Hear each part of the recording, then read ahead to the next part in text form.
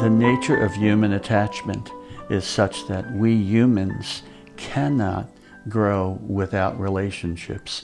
In evolution, if you compare human infants to other large mammals, human infants are incredibly helpless at birth compared to the mammals of the young of other larger mammals, right? Like a horse or a cow, right? Cattle, calf. And there's a term in evolution that I use and we teach about in our program called secondary altriciality. Humans are an altricial species. We are a species that requires nurturing. And without nurturing, right, we will not function. There's a very well-known figure in the field of infant mental health, Donald Winnicott, who said there's no such thing as a baby, only a baby and another. And if you think of a baby alone, you're thinking of a dead baby. So we can't take relationships for granted, you know. I often talk in my clinical work about a very difficult case I worked with many, many years ago of a 12-year-old girl who was 6 months pregnant when I first met her. She had been in 32 different foster homes, 32 different placements.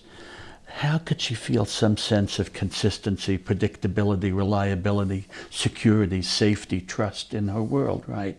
So the infant-parent relationship to me parallels the responsibility that we have as parents to what creators have to think about. There's nothing more godly than trying to be a good parent, to try to bring this child to creation and then shepherd this child. We do not own our children. We are shepherds of our children. We don't own them in that regard, which means we have a lot to do. And that's what, by the way, led me to really feel a lot of passion about the field of infant mental health, the infant-parent relationship, because once I recognized that that's where it begins. And so that, again, I feel fortunate to be in a career I love, you know.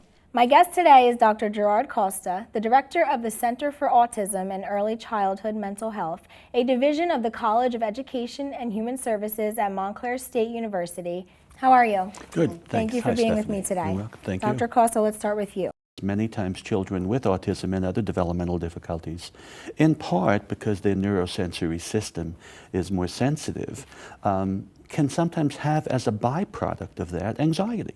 So many times children become anxious when the world doesn't feel as comfortable to them. And so we have to think about even some early childhood mental health interventions that typically schools are not that well trained in or educated about.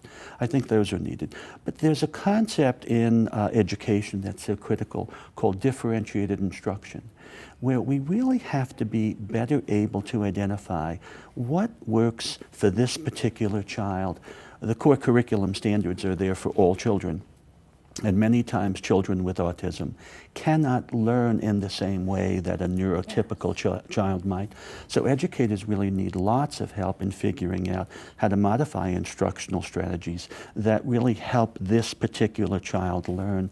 Yes. What we have learned about brain development in the last 15, 20 years is overwhelmingly clear about the importance of earliest experiences. So at 5 months gestation, just to give you some idea of our brain systems, 80 to 100 billion neurons, nerve cells, are in our brain.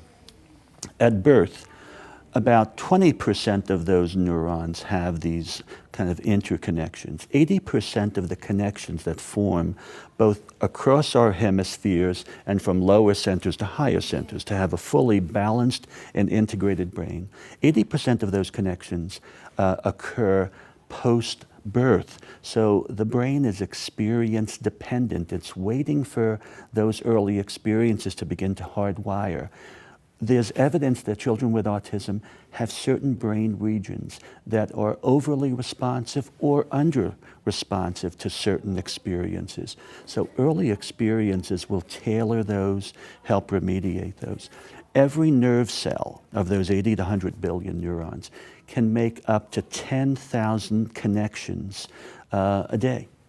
And so those connections are 10,000 connections a minute, I'm sorry. So these are remarkable, remarkable opportunities that if we don't invest in early intervention now, and we're doing more, but not enough, especially birth to 3.